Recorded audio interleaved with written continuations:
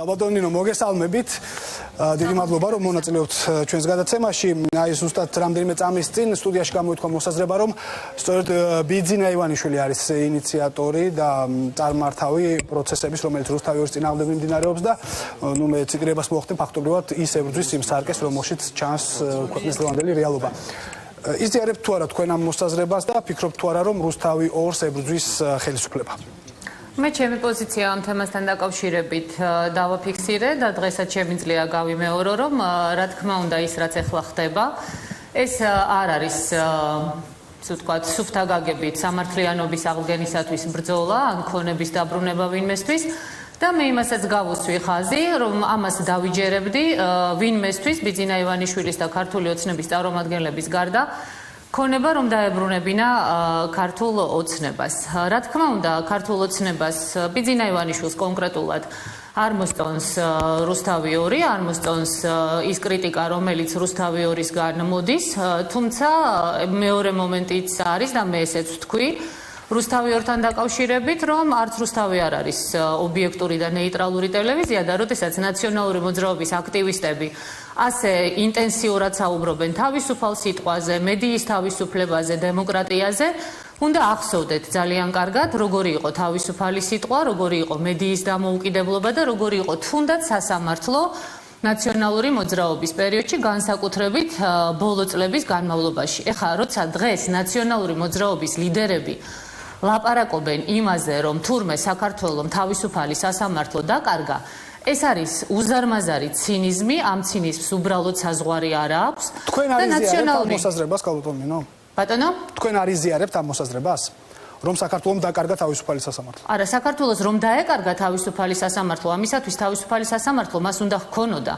მაგრამ არაფერი არ გაკეთებულა წინა ხელისუფლების პერიოდში რეალურად იმისათვის, რომ თავისუფალი სასამართლო ყოფილიყო და მე მოვიტანე თუნდაც ის გადაწყვეტილება, რომელიც საკონსტიტუციო სასამართლომ გააუქმა კანონის სახით და რომელიც საგანგებოდ ჩემი ოპოზიციაში გადასვლის შემდეგ ჩემს დასასჯელად იყო მიღებული და შემოტანილი კანონში. იცით რაშია საქმე? მე მინდა ერთი რამ ვთქვა. ჩემთვის ძალიან ნათელია ის, რომ დღეს ნაციონალური მოძრაობა და აქედან გამომდინარე გარკვეულწილად რუსთავი 2-იც იღებს, ასე ვთქვათ, იმ ნაყოფს, რომელიც თავის დროზე ნაციონალური მოძრაობის მხრიდან იქნა დათესილი. ყველაფერი, რაც ნაციონალურმა მოძრაობამ გააკეთა, იქნებოდა ეს სასამართლოსთან მიმართებაში, მედიის თავისუფლებასთან მიმართებაში თუ სხვასთან მიმართებაში, ეს ყველაფერი დღეს ნაციონალურ მოძრაობას შემოუბრუნდა და ამიტომ არის, რომ ძალიან ბევრი ადამიანი დღეს შედარებით გულცივად უყურებს იმას, რაც ხდება რუსთავი 2-თან მიმართებაში და ამბობს, რომ ნუ რაც გეკუთვნით ის მიიღეთო, მაგრამ კიდევ ერთხელ მინდა ხაზი გავუსვა იმ გარემოებას, რომ ტელევიზიას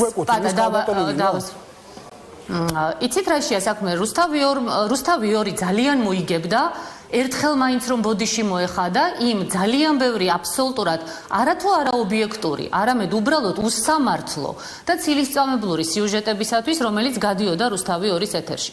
თუმცა იმ დროსაც კი, როდესაც რუსთავი 2-ის ეთერში გადიოდა პირადად ჩემს მიმართ, ან ჩემი თანამოაზრეების მიმართ ცილისწამებლური სიუჟეტები, მე მაშინაც კი არ ჩამითვლია, რომ რუსთავი 2 უნდა დახურულიყო, იმიტომ რომ მიმაჩნია, რომ დახურვა არ არის გამოსავალი. მე სწორედ ამიტომ ვლაპარაკობ დღეს თქვენს ეთერში, მიმაჩნია, რომ რამდენადაც მიუღებელი არ უნდა იყოს ჩემთვის ესა თუ ის აზრი, ეს იმას არ ნიშნავს, რომ ეს აზრი არ უნდა ჟღერდეს, რამდენადაც მიუღებელი არ უნდა იყოს, ესე ვთქვათ, ჩემთვის ესა თუ ის პოზიცია, ეს იმას არ ნიშნავს, რომ ამის გამო ტელევიზია უნდა დაიხუროს, იმიტომ რომ თუნდაც არაობიექტური განსხვავებული აზრი ხშირ შემთხვევაში არის ხოლმე გამომაფხიზლებელი ხელისუფლებისთვის და ამ ხელისუფლებას რომ გამოფხიზლება ნამდვილად სჭირდება, პატ, ამაზე ორი აზრი არ არსებობს, იმიტომ რომ ხელისუფლება არის აბსოლუტურად უსუსური.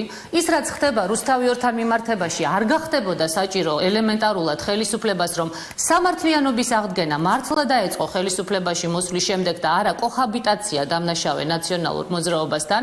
ის რომ ხელისუფლებას მართლა დაეწყო ქონების დაბრუნება ობიექტურად, დღეს არავის არ გაუჩნდებოდა კითხვები ამასთან დაკავშირებით და სასამართლოს დაემსგავსებოდა, მაგრამ ეს ხელისუფლება ნამდვილად აბსოლუტურად არაეფექტური ხელისუფლება არის, არაფრის მაქნისი ხელისუფლება და პლუს აღმოჩნდა კიდე რომ არის ხელისუფლება, რომელიც კრიტიკულ და განსხვავებულს ამ შემთხვევაში არ აქვს მნიშვნელობა სამართლიანს თუ არასამართლიანს, განსხვავებულ აზრსაც ვერ იტანს და უნდა რომ ეს ხელისუფლება ამას როგორ შეგიძლიათ თქვენ დაუკავშიროთ ეს პოლიტიკურ მიზნებს?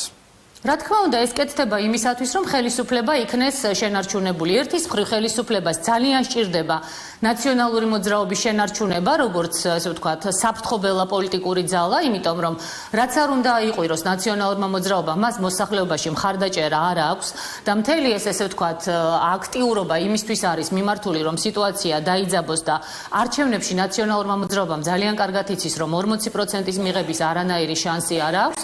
მეორეს მხრივ ქართულმა ოცნებამ ძალიან კარგად იცის ისიც, რომ თუ არ იქნება მისი ოპონენტი არჩევნებში ნაციონალური მოძრაობა და იქნება რომელიმე ნორმალური პოლიტიკური ძალა, რომელიც მოსახლეობისათვის უფრო მისაღებია, ასეთ შემთხვევაში ქართული ოცნება სასტიკად დამარცხდება.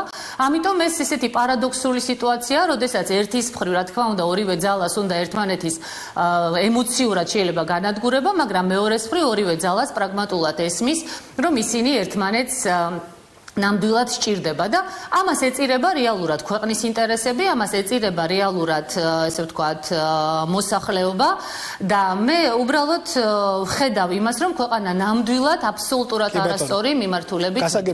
ერთი რამ მინდა პატ, ახლა მე საკმაოდ ესე ვთქვათ, კრიტიკულად ვისაუბრე იგივე რუსთავიორთან დაკავშირებით, მიუხედავად იმისა, რომ თქვენ გაქვთ უფლება და შესაძლებლობა. დიდი მადლობა, მაგრამ ასევე ვისარგებლებ შემთხვევით და მინდა გთხოვოთ, იმიტომ რომ ხშირად არის ხოლმე როდესაც მე ეთერიდან გავდივარ და მე ჩემს მიმართ ისმის ხოლმე კრიტიკული შეკითხვები, რაც აბსოლუტურად ბუნებრივია, მაგრამ თქვენ გაქვთ ახლა ამ ფორმატში ამის შესაძლებლობა და თუ იმეს რაიმეს კითხვის დასმა უნდა, მე ნამდვილად შემიძლია ვუპასუხო, იმიტომ რომ როდესაც მე ვლაპარაკობ თუნდაც იმ გნებავცილის წამებაზე, გნებავთ რა ობიექტურობაზე, ეს ნამდვილად ძალიან მნიშვნელოვანი ბრალდებებია და მე მენდომებოდა, რომ რუსთავიორისგან ერთხელ მაინც მომესმინა ერთხელ მაინც მომესმინა პაატა რუსთავიორის მხრიდან, რომ რაღაცა შეგეშალათ, რაღაც არ იყო ისე, როგორც საჭიროა, იმიტომ რომ რუსთავიორი რომ დღეს არ იყოს ნაციონალური მოძრაობის ტელევიზია და რუსთავიორი დღეს რომ მართლა სახალხო ტელევიზია იყოს, ვერც კი გაბედავდა. თუნდაც ეს არაადეკვატური ხელისუფლება არის ქალბატონინო და კიდევ არიან ადამიანები, რომლებიც